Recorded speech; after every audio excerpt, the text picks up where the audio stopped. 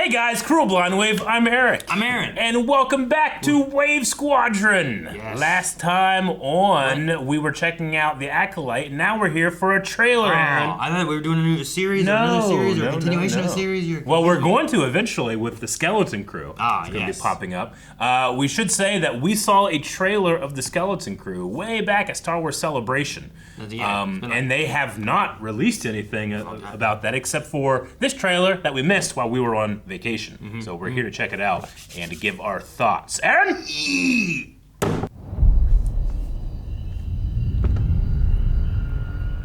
Cool. It's like a school bus. This test will set the course of your entire future. Okay. That's cool looking. You ever want to do anything exciting? Like what?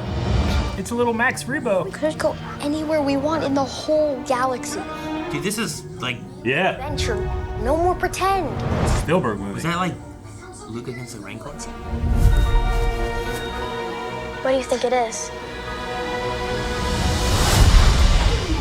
I think it's a lost Jedi temple. Hello? Be careful where you step.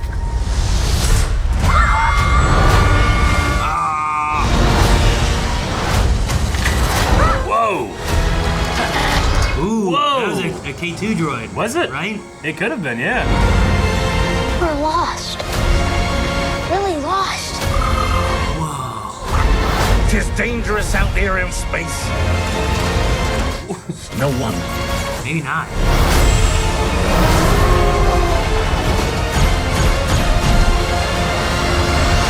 X-Wings, right? I remember this from that trailer. You're a Jedi. Jude Law. Dumbledore, right? December 3rd. December 3rd, wow. December 3rd. Okay. Dude, that's so cool. That felt like a Amblin Spielberg movie. It felt like like you had like the little town and stuff. Like it felt so town-like. Like this city that they're in. Yeah. And like going through these It's like a little suburbs yeah. and stuff. Like it was so cool. Oh yeah, absolutely. It has, like, I don't know, like thinking about like the way the kids are and they're in town and they're going on an adventure. Like it has that Goonies thing. It definitely had Goonies 100%. Yeah. Like the little girl. Good too, because I mean Star Wars. I know some people are like, no, like Star Wars is for everybody, and there's gonna be something for someone. So if it's gonna skew a little younger, I welcome that. I want younger kids to have something they can really latch on to, because I will also have that younger mentality, and I'll enjoy it too. Sure, yeah. No, like I watched Goonies when I was younger, and I latched onto that, and like that was so fun. Like the one girl that had the little like thing that came down. Like, Yeah. oh, she's like the dad of the group, right? Like she has the gadgets, so she understands tech better, maybe. You know, like it just made me think of like that group where they had like their own little. Like this guy's good at this guy's good at talking, this guy's good at and That's a little, what is it? this guy can shuffle. Max Rebo's species. Orlin? It's gonna sound weird, but I'm curious to see what their whole body looks like. That does sound weird. Because Max Rebo famously has to like, what does he really look like What's he under look there? like Like, down there? those are his feet or those his hands, you know? Yeah.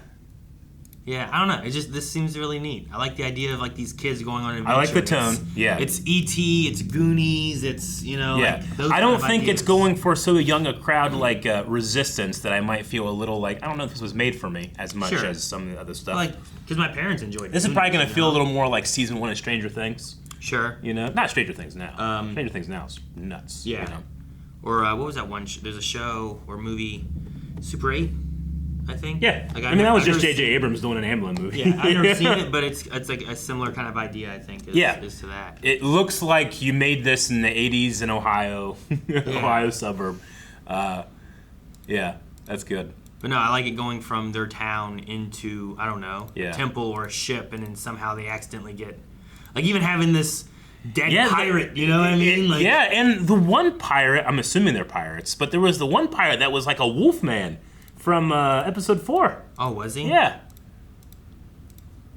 I didn't see that. Yeah, at one point he's like silhouetted and backlit. It's after this, I think. I like the little red bird Oh yeah, thing. the creature design stuff feels like they've really started to nail it. It's coming up still. There's this guy. What is this? I don't guy? know, but he's gross.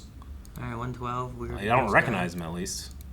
Yeah, there he is. Oh, yeah, here. Yeah, I think that might be one of the Wolfmen guys. I can't remember their name for the life of me. Now, Aaron, you said... I thought it was like a K2 droid, but his head looks different. That here. looks a little bit more, to me, kind of like the Ralph McQuarrie. Remember the Infiltrator droid in Rebels? Yeah, That kind of looks like that a little bit more to me than a K2 droid. But I understand that, like, the Imperial security look is what you're going for. It might be...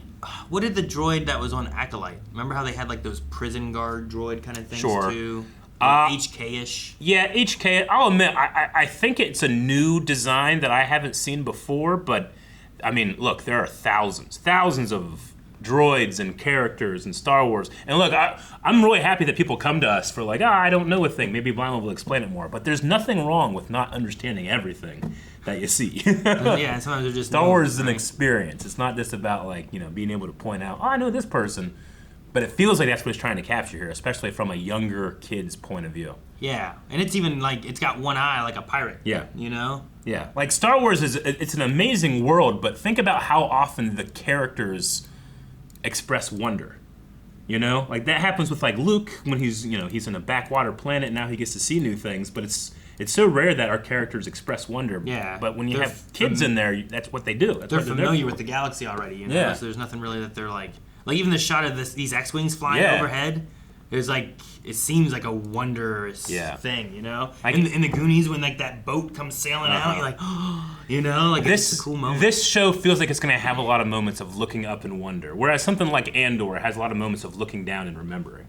This is a lot more looking up and what comes next. Kind of like Last Jedi, right? With the like that boy at the end, where he's like pulling it, looking into space. Yeah, like, it kind of has like Luke Skywalker looking off into the sunsets or the stars. Like I know people don't love it, but that's like my favorite Star Wars ending ever. It's literally 1977. Think of the magic of the story of Luke Skywalker and what will that inspire in you. Like that's what that ending does for me. That's what it's meant to kind of convey. Yeah. So I'm assuming that we're gonna be going more in that round here. I kind of hate. Good. Honestly, they even had it almost looked like a Rancor or some kind of creature with the person holding the lightsaber.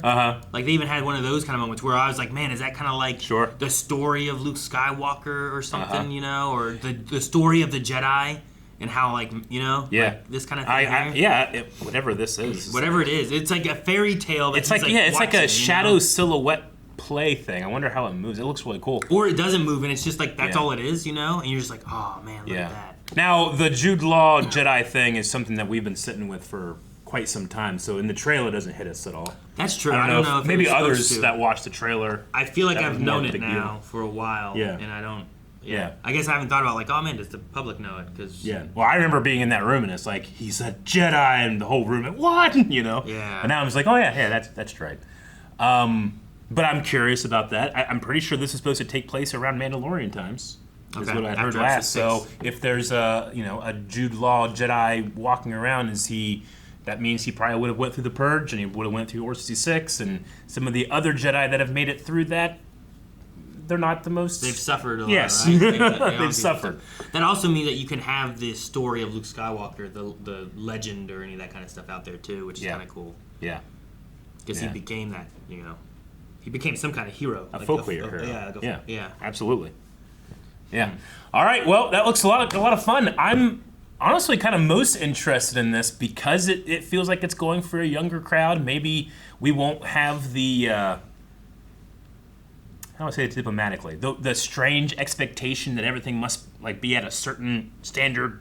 For like hardcore adults must love this. I get what you mean. Like that was one of the things that I was talking about, like E.T. and Goonies. Like I feel like it captures that child wonder and all that kind of stuff, but also is like, well, if you're an adult, it's still something that you can enjoy and watch too, Sure. So hopefully this hits that kind of thing too, where like it still has a fun story with these kids and their adventure, but I don't know, it can add to the lore a little bit and people don't like freak out about anything, I guess. I know. don't know. I really want to go into the series just like not giving a crap. So I feel like for Acolyte, there's something about that show that everybody like, no, they had to tell you that they don't like this and they don't like this and this and this and this, and I want to be like, I mean, that sucks for you. I'm sorry, but I don't care how it makes you feel. I only care about how it makes me feel. I want to go into this and not think about, like, people are probably upset about, oh, this looks like suburbs. That's dumb. Sure. I don't want to think about that stuff. It's infected me. I want to get it back. I watching this show. You just want to watch and enjoy. Watch and enjoy. I know that's a hard thing to do these days, but we're gonna do it. Well, we'll watch and enjoy this when Right it comes here. out in December. That way, Squadron. Guys, thank you so much for watching this trailer reaction with us. Yep. We'll be back with this show in December, so make sure you subscribe so you don't miss out on it. And we have lots of other Star Wars stuff, including Badonkagong coming up here the last Thursday of August. So make sure you guys join us for that Talk about Inferno Squad. It's awesome. right here.